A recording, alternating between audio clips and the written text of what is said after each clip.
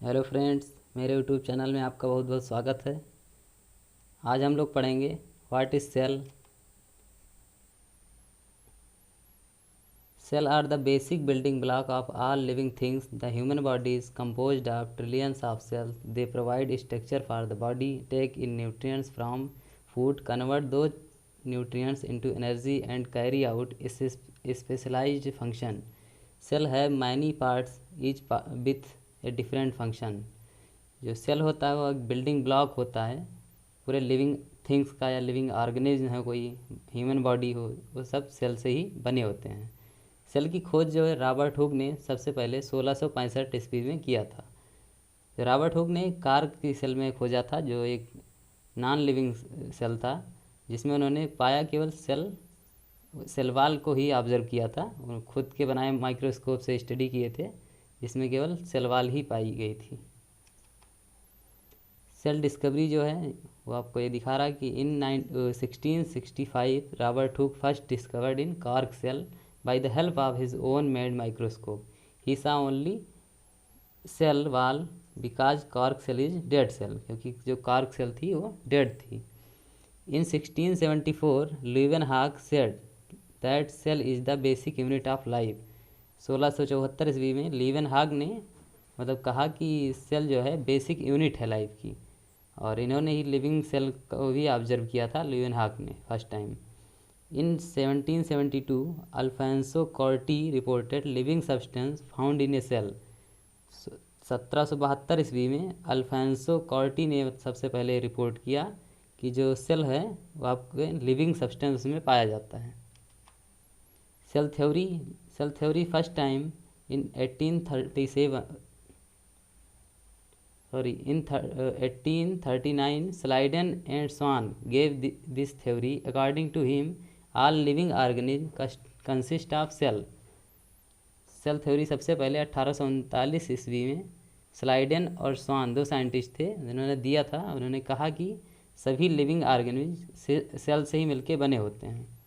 The concept was first explain by Rudolf Virchow in 1855। Rudolf Virchow ने सबसे पहले क्या कहा कि ओमनी सेलुला ई सेलुला, मतलब ये जो लाइन थी इसका मतलब ये है कि जो सेल बनती है वो पुरानी सेल से ही सेल डिवीज़न होता है, फिर नई सेल का निर्माण होता है। तब means that all cell arise from pre existing cells. Type of cell are of two type, that is eukaryotic which contain a nucleus and prokaryotic which do not. जो प्रोकैरियोटिक सेल है उसमें nucleus नहीं पाया जाता, true nucleus नहीं पाया जाता है, जबकि यूकैरियोटिक सेल जो है उसमें ट्रू न्यूक्लियस प्रेजेंट होता है। ये स्ट्रक्चर आपको दिख रहा है, ये प्रोकैरियोटिक सेल का है और ये यूकैरियोटिक सेल का है। जो यूकैरियोटिक सेल है उसके कुछ कैरेक्टर्स हैं, जैसे कि cell contain membrane bound nucleus, इसमें जो न्यूक्लियस होता है मेम्ब्रेन बाउंड होता है। The cell containing membrane bound structure that is called cell organelle, इसमें मेम्ब्रेन बाउंड और बहुत सारे स्ट्रक्चर पाए जाते हैं जिन्हें सेल ऑर्गेनेल्स कहते हैं, like mitochondria, Golgi body, endoplasmic reticulum, lysosome, vacuoles. They contain 80S ribosome, इसमें जो राइबोसोम पाया जाता है वो 80S का होता है। यस क्या है? सेडबर्ग यूनिट है। जबकि प्रोकैरियोटिक सेल है, इसके कुछ कैरेक्टर हैं, जैसे cell size found 0.1 to 5 micron. They generally single membrane system होते हैं इसमें। It's if cell wall present made up of mucopeptide और पेप्टाइडोग्लाइकॉन, अगर सेल वाल इसमें पाई जाती है तो किसकी बनी होती है? म्यूकोपेप्टाइड की और पेप्टाइडोग्लाइकॉन की। जबकि ट्रू न्यूक्लियस क्या होते हैं? इसमें एब्सेंट होते हैं, न्यूक्लियोइड इज प्रेजेंट। अगर पाया भी जाता है तो उसे न्यूक्लियस नहीं कहते हैं, न्यूक्लियोइड कहते हैं। It contains less amount of DNA, इसमें जो डीएनए की मात्रा होती है बहुत कम होती है। Plasma membrane invaginate and form mesosome, जो प्रोकैरियोटिक सेल है इसमें माइटोकॉन्ड्रिया एब्सेंट होता है, और इसमें जो प्लाज्मा मेम्ब्रेन है वो अंदर की तरफ मुड़ जाती है, इसे इनवेजिनेट वर्ड का यूज़ किया गया है, जिससे वो फॉर्म करती है मीजोसोम का। जो मीजोसोम है वो work as a mitochondria and help in respiration. इसमें माइटोसिस एंड मियोसिस एब्सेंट होती है, और जो राइबोसोम है आपका वो 70S का पाया जाता है, जबकि यूकैरियोटिक में 80S राइबोसोम होता है। ये सब सेल ऑर्गेनेल हैं, जैसे nucleus, endoplasmic reticulum, ribosome, Golgi apparatus, chloroplast, mitochondria, lysosome, vacuoles और माइक्रोबॉडीज। आपकी प्लाज्मा मेम्ब्रेन क्या है? The plasma membrane also called the cell membrane, the membrane found in all cells that separate the interior of the cell from the outside environment. In bacterial and plant cell, a cell wall is attached to the plasma membrane on its outside surface. जो bacterial cell हैं या फिर plant cell हैं, इसमें क्या होता है कि सबसे ऊपर सेल वाल पाई जाती है, उसके अंदर प्लाज्मा मेम्ब्रेन पाई जाती है, जबकि एनिमल सेल में सेल वाल एब्सेंट होती है।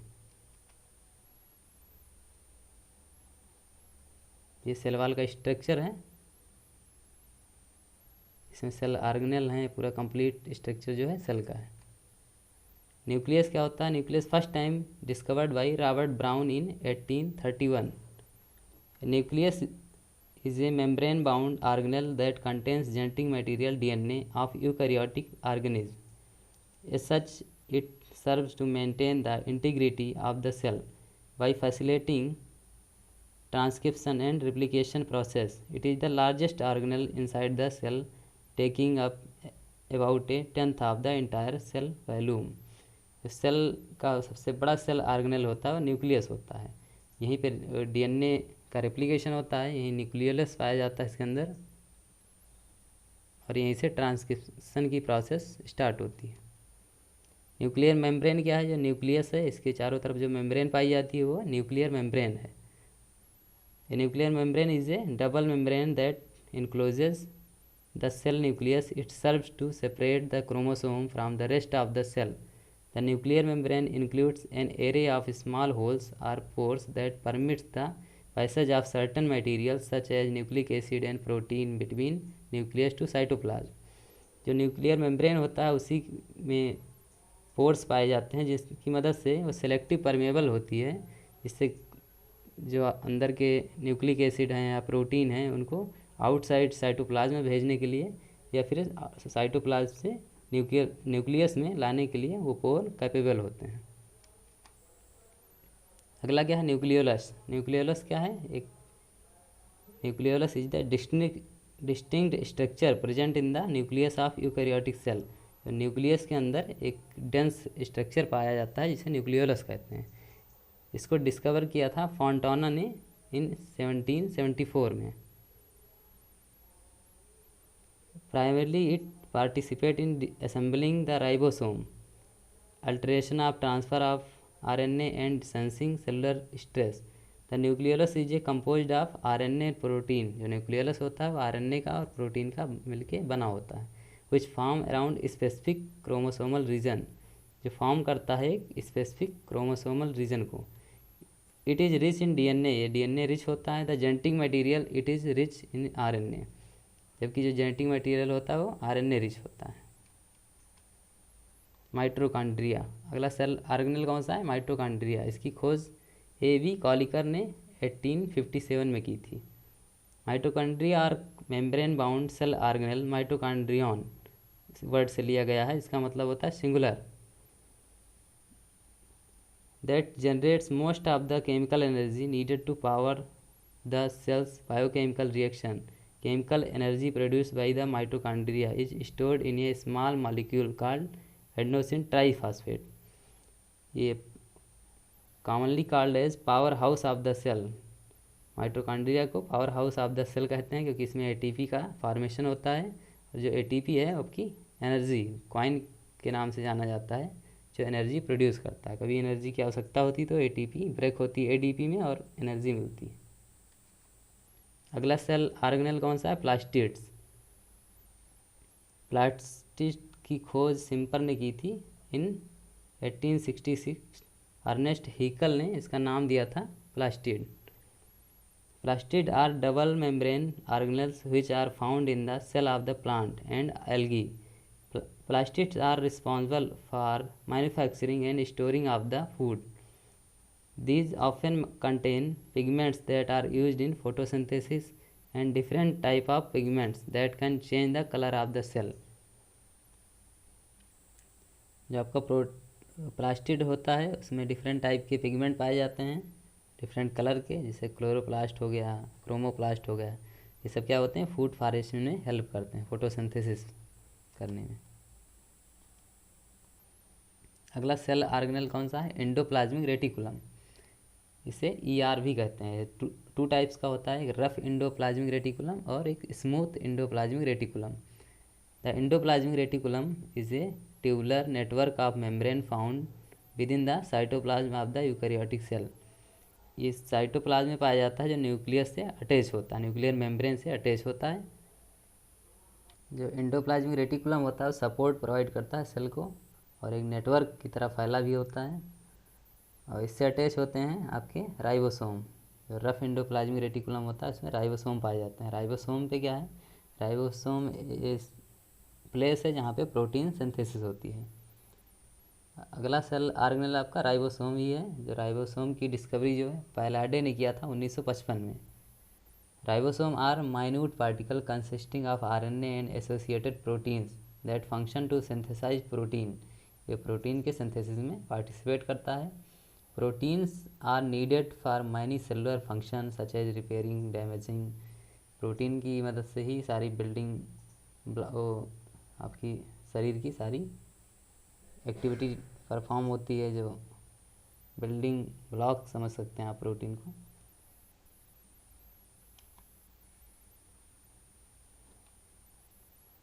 अगला सेल ऑर्गेनेल आपका गाल्गी बॉडी है, जिसे ट्रैफिक पुलिस भी कहते हैं, traffic police of the cell.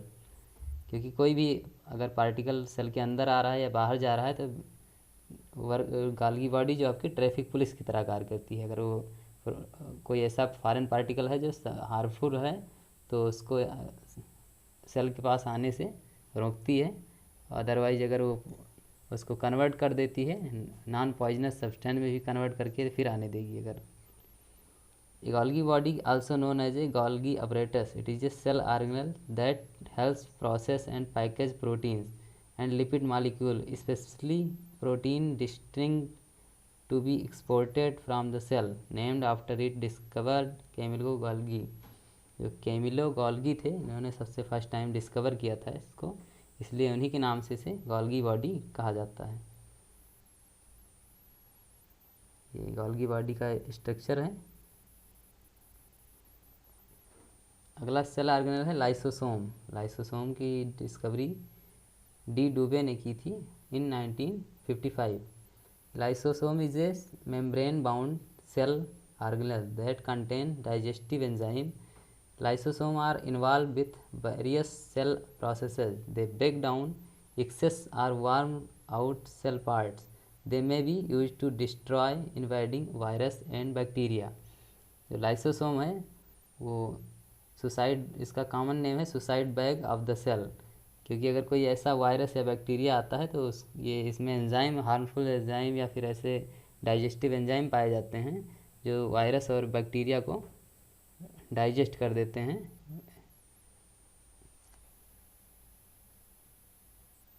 ये लाइसोसोम का स्ट्रक्चर है। अगला सेल ऑर्गेनेल है vacuoles.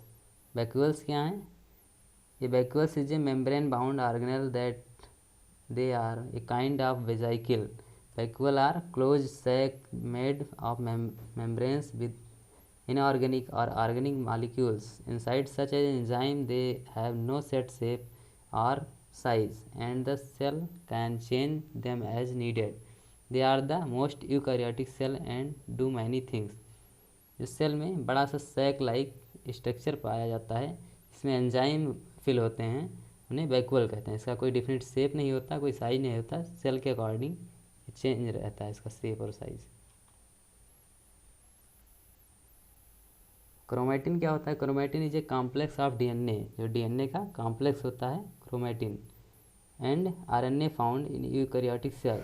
It's primary function is packaging long DNA molecules into more compact denser structure. ये आपका DNA है।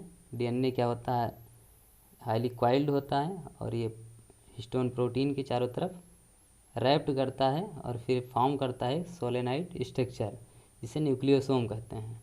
और न्यूक्लियोसोम फिर कंडेंस होता रहता है और फॉर्म करता है क्रोमोसोम का। और ये इस शेप का जो क्रोमोसोम है वो सेल डिवीज़न के मेटाफेज स्टेज में देखा जाता है ऐसा। DNA wraps around histone protein forming nucleosome and so-called beads on a string structure euchromatin. Multiple histone wrap into a 30 nanometer fibers consisting of a nucleosome array in their most compact form heterochromatin. इसमें जो light reason होता है chromosome में वो euchromatin होता है और जो डेंस फॉर्म होता है वो हेट्रोक्रोमेटिन होता है। जो यूक्रोमेटिन होगा आपका लाइट फॉर्म होगा जिसमें प्रोटीन बाइंड करेंगे, और जो डेंस होगा वहाँ पे कॉम्पैक्टली अरेंज होते हैं क्रोमोसोम, जिससे क्या होता है वो डार्क कलर रहता है। Thanks to all, please subscribe my channel and like the video.